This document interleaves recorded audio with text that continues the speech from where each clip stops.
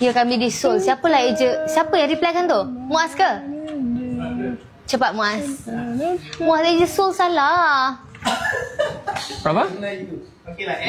Ya kami di Seoul. Tapi dia eja Seoul tu SUL je. Ya Allah, itu Sul. Dan dia pakai akaun I.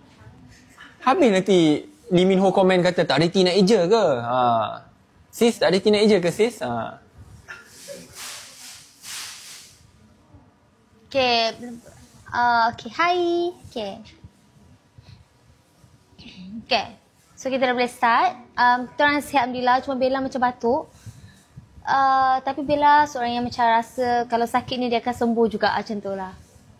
Ush, ini memang meletakkan kesihatan di tangan Allah SWT yang betul. Tapi kalau kita tidak berusaha dengan memakan ubat, apa kesannya? Tengok, terdiam lambat terus. sembuh lah. So kita kena cari jalan. Cuma dekat sini kan Bella tak biasa. Jadi macam tu kat Malaysia lah nantilah. Kalau memang masih tak sembuh juga, gitu.